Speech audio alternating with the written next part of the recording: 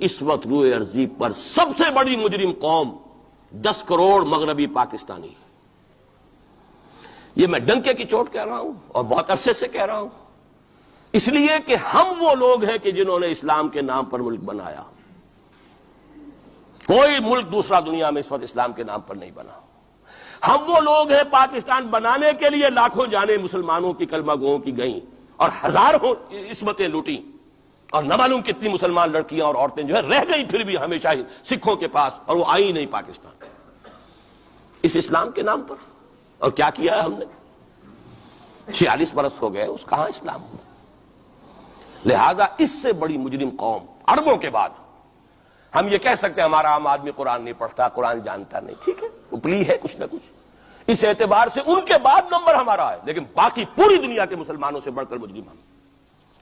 اور ہم اصل میں نہ صرف یہ کہ خود اپنے حصے کے مجرم ہیں، بھارت کے مسلمانوں کا بھی سارا وبال ہماری گردن پر ہے. آج میں چاہتا ہوں کہ اس کو آپ اچھی طرح نوٹ کر لیں. بھارت کے مسلمانوں نے، جسے آپ فرض کفایہ کہتے ہیں، نماز جنازہ فرض کفایہ، چند لوگوں نے بھی کسی مسلمان کی نماز پڑھ لی تو سب کی طرف سے ادا ہوگی، کسی نے بھی نہیں پڑھی تو سب مجرم ہو جائیں گے، بستی کے سب لوگ مجرم ہوں. بھارت کے مسلمانوں نے فرض کفایہ ادا کیا جب پاکستان بنوا دیا آپ کو، اور اس کی قیمت آج بھی وہ دے رہے ہیں. کھلے نعرے لگ رہے ہیں مسلمان کے 2 استھان، پاکستان یا قبرستان، تیسرا کوئی جگہ نہیں. ڈنکے کی چوٹ کہا بابری مسجد کے بعد ایل کے اڈوانی نے، ہم ساری مسجدیں گرا دیں گے ہندوستان کے اندر، کوئی مسجد باقی نہیں چھوڑے. ڈنکے کی چوٹ اعلانیہ، یہ سب کچھ ہو رہا، اور یہ نعرے تو نہ معلوم کب سے لگ رہے ہیں، اور نہ معلوم کب سے میں یہاں ان مسجدوں کے اندر بھی اور اپنی تقریروں میں وارن کرتا رہا ہوں کہ کیا وہاں ہو رہا ہے. لیکن ہمارے تو کان پر جو نہیں ریگتی، ہمارے تو وہی دھندے ہیں، وہی کاروبار ہے، اپنا بزنس ہے، اس کے سارے مسئلے ہیں، اس کی اپنی بلڈنگیں ہیں، اپنی موٹریں ہیں، اپنے ٹیلی ویژن ہیں، اپنے کئی کورسز کے ڈنرز ہیں. اللہ خیر صلی اللہ، ہمیں بحث کیا اسلام سے؟ تو بتائیے ہم سے بڑا مجرم کون ہوگا؟ آج جو کچھ ہندوستانی مسلمان پر بیت رہی ہے اس کا جرم ہمارے کندھے پر. یہ میں جذباتی انداز میں نہیں کہہ رہا، میں تو 2 اور 2 4 کی طرح ثابت کر سکتا ہوں.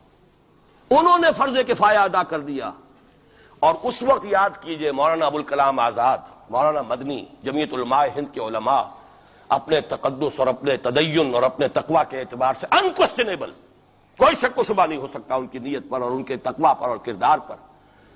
انہوں نے کیا کہا تھا؟ یہی کہا تھا کہ یہ پاکستان بنا کر تم مسلمانان ہند کو 3 حصوں میں تقسیم کر دو گے. 3 میں کہا تھا، 2 میں نہیں، 3 میں.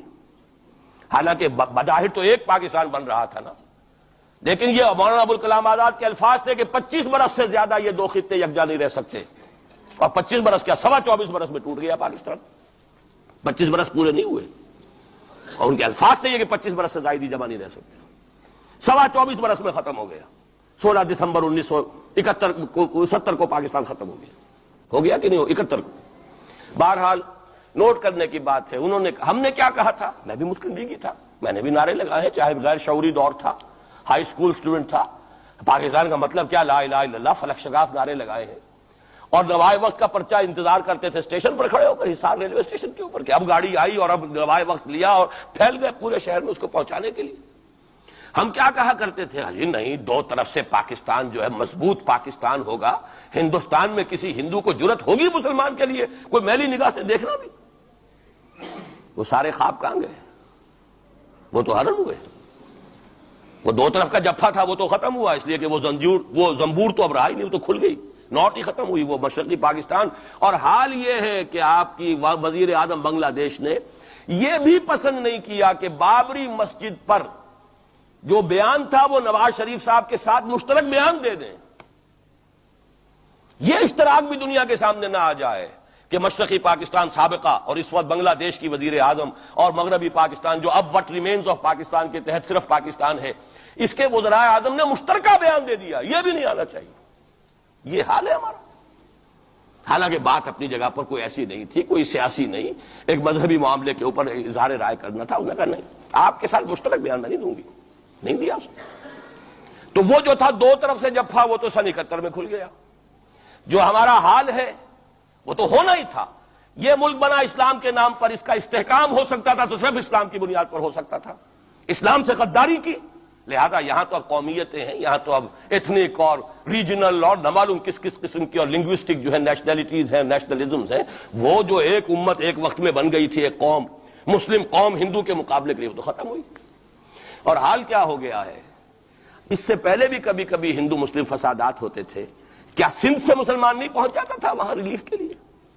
کیا پنجاب سے اور سرحد سے مسلمان نہیں جاتے تھے؟ بہار نہیں گئے تھے؟ کیا کانپور کی مسجد شہید ہوئی تھی 1915 میں تو پوری ہندوستان سے مسلمان نہیں پہنچ گئے؟ آپ کیا کر رہے ہیں؟ مندر گرا دیے، یہاں بڑی بہادری کا کام کیا، مندر گرا دیے، شرم سے ڈوب مرنے کا مقام ہے۔ یہاں بھی گویا کہ ہم اپنے عمل سے اسلام کی مخالفت کر رہے ہیں۔ اسلام تو اجازت نہیں دیتا، آپ کسی اور کے جرم کی سزا کسی اور شخص کو نہیں دے سکتے۔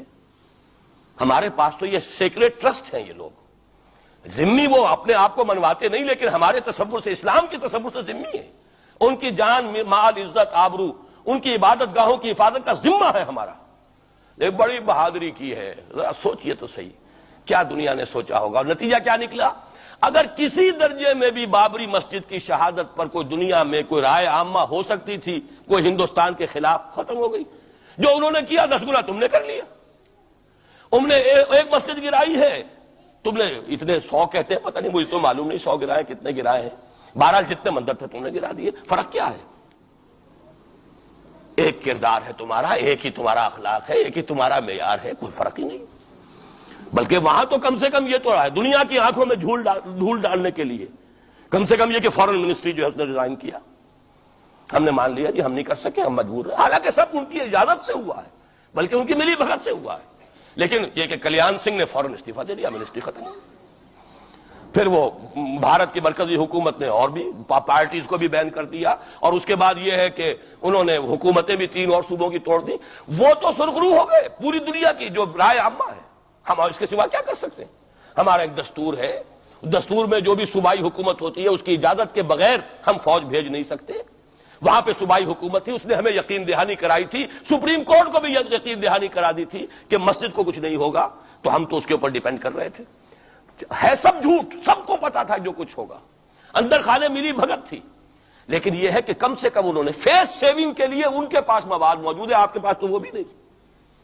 آپ کے تو اخبارات نے لکھا ہے کہ کارپوریشنز کے ٹریکٹرز جو ہیں گئے ہیں گرانے کے لیے، اور وزراء جو ہے، ایک وزیر کا نادر پرویز کا تو نام آیا ہے، اخبار میں خبر تھی، ہم نے بھی پڑھی تھی، فوٹو بھی دیکھا تھا کہ وہ خود ہاتھ میں پھاوڑا لے کر جو ہے وہ منظر گرانے کے لیے چلے۔ یہ جو صورتحال ہے جان لیجئے، اس وقت میں آپ کو بتانا چاہتا ہوں، ہندوستان کے مسلمان پر تو جو قیامت بیت رہی ہے۔ میں نے اپنا ایک تاثر کچھ عرصے پہلے یہاں شد بیان کیا تھا، رہا ہے میرا تاثر، اور وہ ہے اصل میں وہ لاسٹ سپر جو ہے انجیل میں جس کا تذکرہ ہے حضرت مسیح علیہ السلام نے جو آخری کھانا رفع سماوی سے قبل کھایا ہے اس باغ میں جہاں روپوش تھے اپنے حواریین کے ساتھ۔ تو اس میں یہ الفاظ آئے ہیں، میں نہیں جانتا صحیح ہیں غلط ہیں، وہ ایک علیحدہ بات ہے، کہ آپ نے وہ روٹی توڑی اور کہا کھاؤ، eat and this is my flesh, یہ میرا گوشت ہے، کھاؤ۔ اور اس کو کہتے ہیں وائن، کوئی مشروب ہوگا جو بھی ہوگا، ڈالا کہ پیو، drink and this is my blood.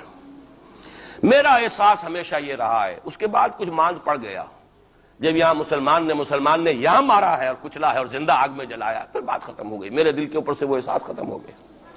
وہاں ہندو کے ہاتھوں جب مسلمان کے ساتھ یہ کچھ ہوتا تھا تو پھر جب میں کھانا کھاتا تھا محسوس کرتا تھا کہ میں ہندوستانی مسلمان کا گوشت کھا رہا ہوں اور ہندوستانی مسلمان کا خون پی رہا ہوں۔ یہ ہمیں عیش جو یہاں حاصل ہے، جو آرام حاصل ہے، جو ہمیں یہاں پر سہولتیں حاصل ہیں، جو معاشی اس کی کاسٹ پر ہے۔